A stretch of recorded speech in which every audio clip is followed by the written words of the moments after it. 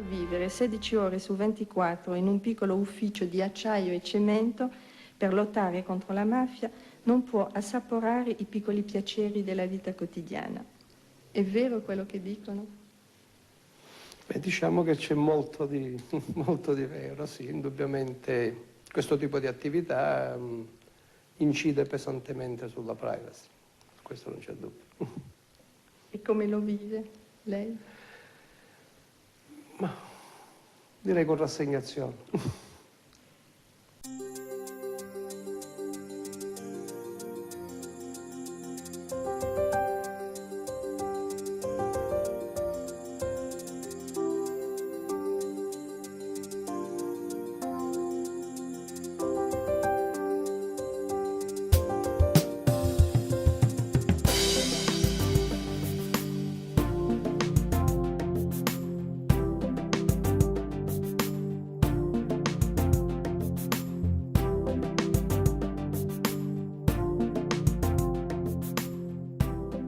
Interceptions nowadays are the most used evidence tools, research of evidence tool for in a mafia case, and the rules are different for getting investigation. To get the investigation by the judge must, or I request the interceptions, but the judge must authorize them.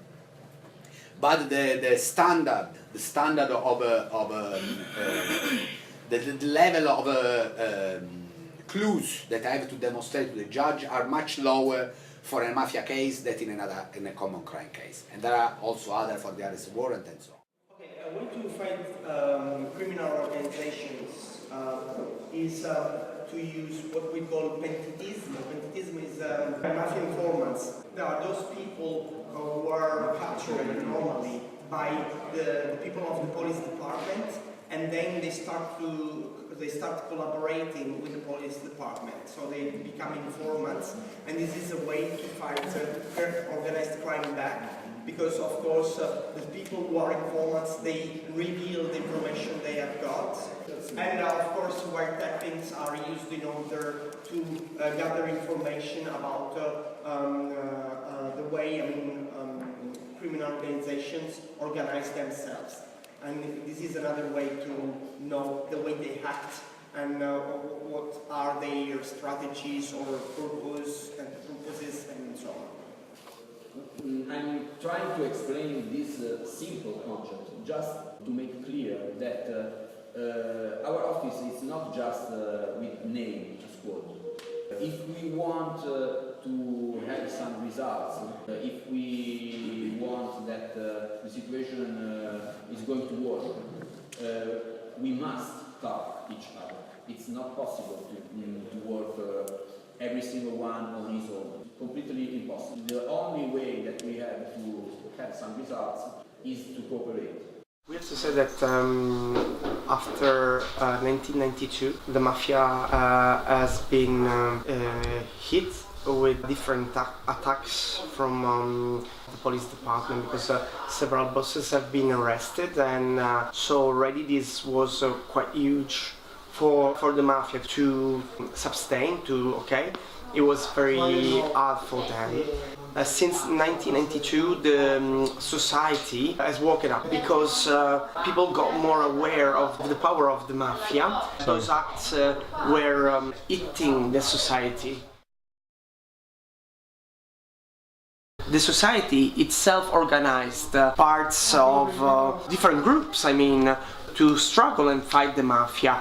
We are one of these groups. Addio Pizzo, my association, Goodbye Pizzo, is my association is an example, because one day people started to understand problems that were related to the mafia and the way it still acts in contact with the society, because the mafia receives some consent and it acts having a control on the territory where it works.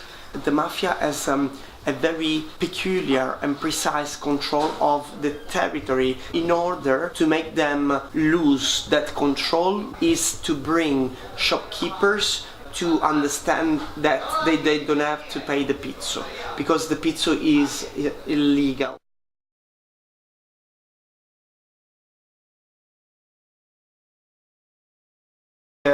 Act of confiscating the properties and what belongs to the mafia. Taking something that belonged to a mafioso is a clear message. La misura più efficace è impoverire la mafia. Sicuramente colpirla nella loro potenza economica. Questo qua.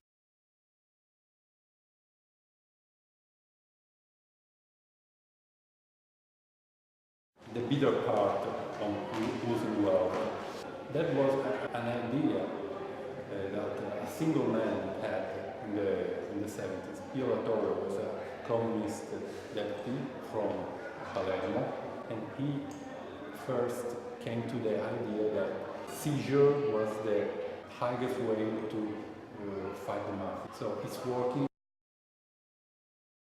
Probably the most effective way to fight the mafia on the ground.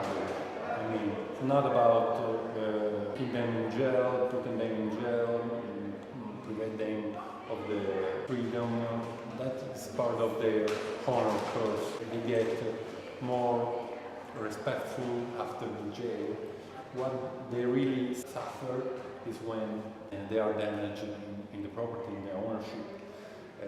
So the wealth is something that prove their prestige, and they don't get it back. They know. It's one of our most important weapons against the organized crime. Even because not only the white text about phone calls. Nowadays it's very important, and you can easily imagine the interceptions of emails, for example, or the contacts with the smartphones, the app of the smartphone.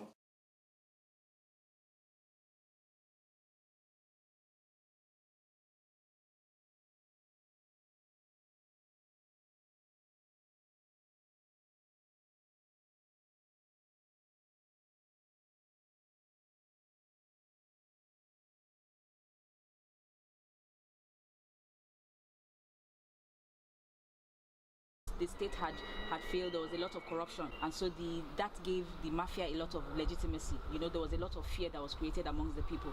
But then when they decided that, you know, it was time to stop being afraid, and they decided to take up action, I think that was when, you know, the clampdown on mafia actually began.